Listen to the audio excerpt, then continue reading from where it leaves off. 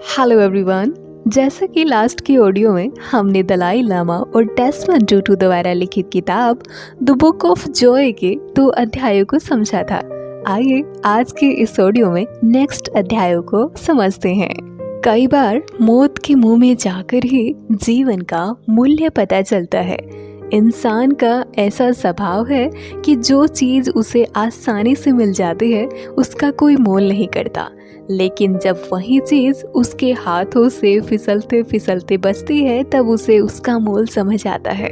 अब जीवन को ही ले लीजिए। जब व्यक्ति एक स्वस्थ जीवन जी रहा होता है तो धूम्रपान, शराब, लड़ाई झगड़े इन सब में पड़कर अपना बहुमूल्य समय बर्बाद करता रहता है। लेकिन जब वही व्यक्ति किसी बीमारी या हादसे के कारण मौत के मुंह में जाते जाते बचता है तब उसे ये एहसास होता है कि जीवन का असली अर्थ क्या है। अब आज़ादी को ही ले लीजिए। जब अंग्रेजों की 200 साल की गुलामी के बाद हमें आज़ादी मिली तो उस आज़ादी की कीमत देश के हर व्यक्ति को पता थी।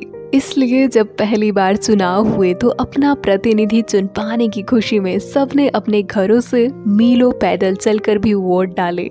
वहीं अगर आज की बात करें तो वातानुकूलित गाड़ियां होने के बाद भी देश में लगभग आधे लोग वोट डालने नहीं जाते, क्योंकि उन्हें इस आज़ादी का महत्व नहीं पता। इस बात का उदाहरण दलाई लामा ने भी पेश किया है। उनका कहना था कि जब चीन में सांस्कृतिक क्रांति आई तो वहाँ के लोगों ने तिब्बती संस्कृति का सफाया करने की ठान ली। तिब्बती भाषा में लिखे सारे ग्रंथों और किताबों को नष्ट कर दिया गया। उसी दौरान दलाई लामा वहां से भागकर भारत आ गए। यहाँ आकर उन्होंने तिब्बती संस्कृति के बचे हुए अंशों को संजोया और हर किताब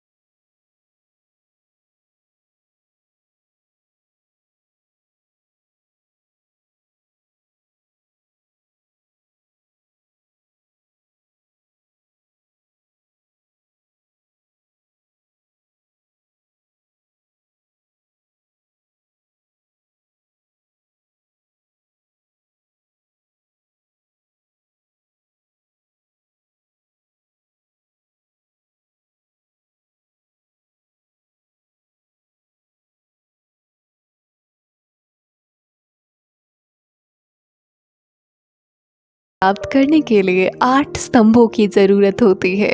इन स्तंभों को अपने जीवन में उतारने से पहले जरूरी है कि आप अपने मन से सभी प्रकार की चिंताएं और डर निकालें। एक बार चिंता मुक्त हो गए उसके बाद आप खुशियों के स्तंभों को जीवन में लाकर हर्षो उल्लास के रास्ते का आनंद ले सकते हैं। लेखकों द्वारा बताया गया है, सबसे पहला स्तंभ है जीवन के प्रति हमारा नजरिया। अगर हम अपने नजरिए और सोच को बड़ा रखते हैं तो किसी भी माहौल में खुश रहना आसान हो जाता है। जैसे कि अंग्रेजों के शासन में जब आज़ादी के दीवाने जेल में डाल दिए जाते थे तब उनके माथे पर जरा सी भी सिकन नहीं आती थी। चाहे कितनी भी यातनाएं क्यों न सहनी पड़े वो हमेशा मुस्कुराते रहते थे। ऐसा इसलिए क्योंकि उन्हें अपनी मौत नहीं बल्कि देश के लिए अपना बलिदान दिखाई देता था। इसलिए कहा जाता है कि अगर सोच बड़ी हो तो पहाड़ भी सर झुका देता है। एक मरते हुए व्यक्ति के पास अगर जीने की वजह हो तो वो मौत के मुंह से भी वापस आ सकता है, और वहीं अगर एक जीवित व्यक्ति के मन में सोच ले कि सब खत्म हो गया है तो उसकी मृत्यु निश्चित है। नजरिए के साथ साथ दूसरा स्तंभ है इंसानियत का।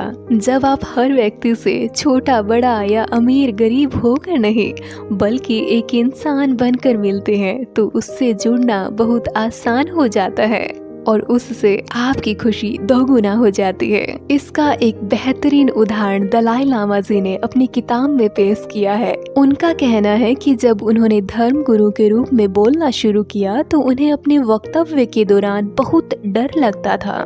बाद में उन्हें एहसास हुआ कि क्योंकि वो खुद को बाकियों से ऊपर एक धर्म गुरु के रूप में समझते हैं इसलिए उन्हें डर लगता है।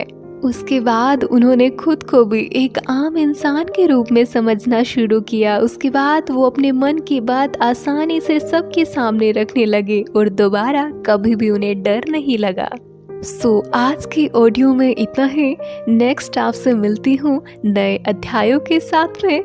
Till then bye bye and thank you so much for listening this audio.